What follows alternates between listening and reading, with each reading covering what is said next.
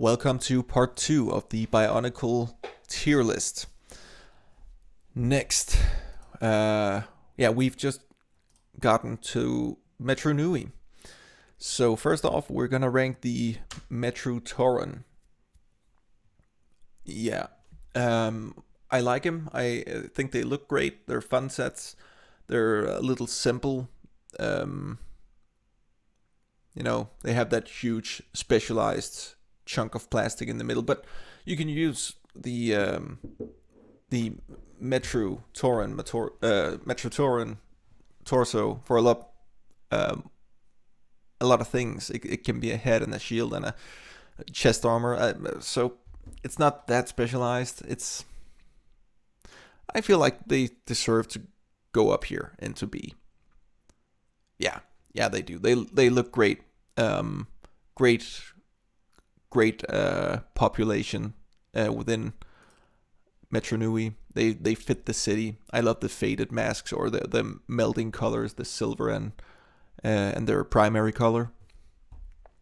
Now, the guys we all love, the Toa Metro. The only downside of these sets, I would say, is probably their color scheme, and at the same time, that's sort of their strength. They look sort of almost godlike or from another age and more technological, and the gray actually accents that feel a lot. I feel, and yeah, no, I gotta put them in this.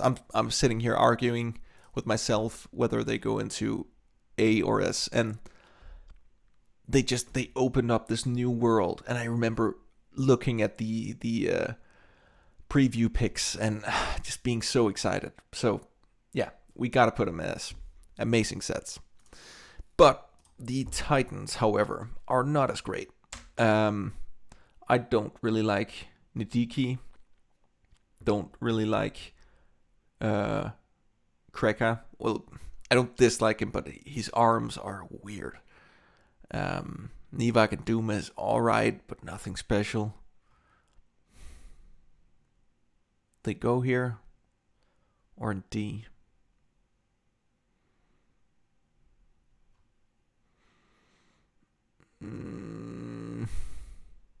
Kreka has some interesting functions with the disc launcher coming up from his shoulder.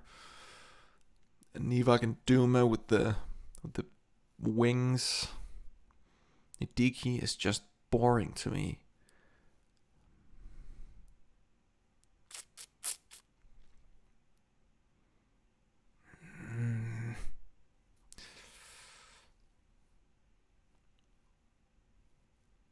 I gotta put him in D.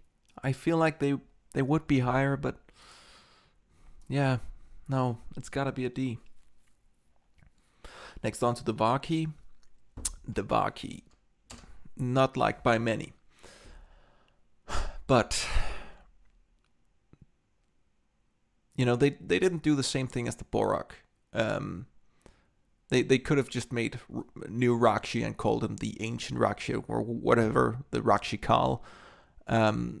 They tried to expand upon the Rakshi build and tried to do something interesting. They're clone sets through and through. Like, these are the most clone sets you can ever get, because with the Borak Kal and the Borak, the hand pieces change and the Krana changes, and with the Vaki, it's only the weapons, and then I know technically the print on the disc, but that's not a new piece. That's just a new print. But they didn't do what the Borak Kal did, so they deserve at least D.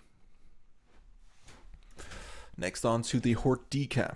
Once again, not liked by a lot of people. I mean, the Hordika, they're sort of the precursor to the Anika build, because we get full-on shoulder articulation. It's also the end of the gear function. They tried to implement it in the arm, but they didn't do a very good job. So they go in E. No, they're unique. They're masks are interesting, their weapons are interesting, their feet are very useful in other builds and look great as shoulder or chest armor. So yeah, they have enough going for them to make it to D. Now the Visorak, and I'm gonna take a sip of coffee.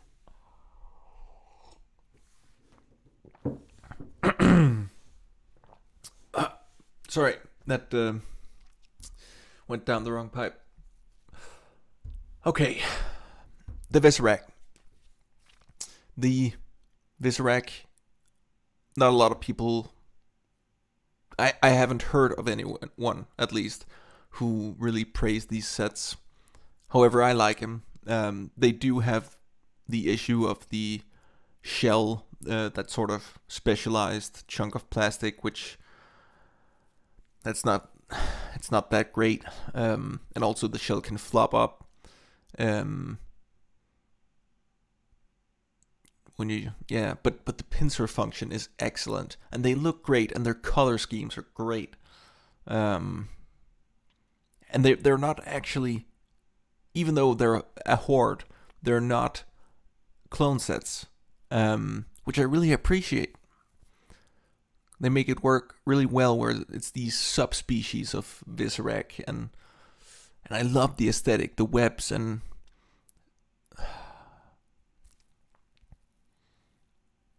I want to put them in B. I'm not sure they deserve B. No, I'm gonna put them in B. Cause I just remember being so excited for these sets, and loving them once I got them. Yeah, they're interesting. They're, this is my list, so I decide. Anyways, moving on to the Rahaga. Here I don't have a controversial opinion. I don't really like him. They're boring sets. They go into E. They did do a unique build. They did give him a function, the spinner, the Ratuka spinner. But other than that, nothing great. We do get some Rakshi heads recolored, but that's about it. Okay, next on to the Titans. Now, the Titans are actually pretty alright this time around. It's not the first time we get humanoid characters as Titans, but it's the first time that I don't know how to explain it. It's sort of like Kreka and Diki are a little bit monsterish, and Sidorak and Rudaka are more just people. I don't know how to explain it. They're interesting, but perhaps it's more the lore.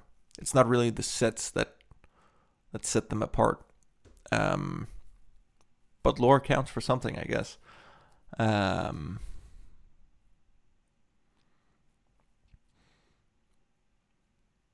think that's C tier. Yeah, that feels right. Kitanku is really, I don't know. Then the Visorak are above him. Can I justify that? Yes, I can, because of the color schemes. Because Kitanku does have a interesting color scheme, but he's the only one. Rudaka is really bland, and Sidorak as well. I don't dislike the color scheme, don't get me wrong. It's just nothing that stands out to me. And also Kitanku's missing a hand, and he's kind of clunky, and Sidorak has a weird head. So yeah, that's a C tier. Now, moving on to the Paraka. Actually, we're gonna do that in part 3, because we're running out of time. Damn YouTube restrictions. So, see you in part 3. Bye.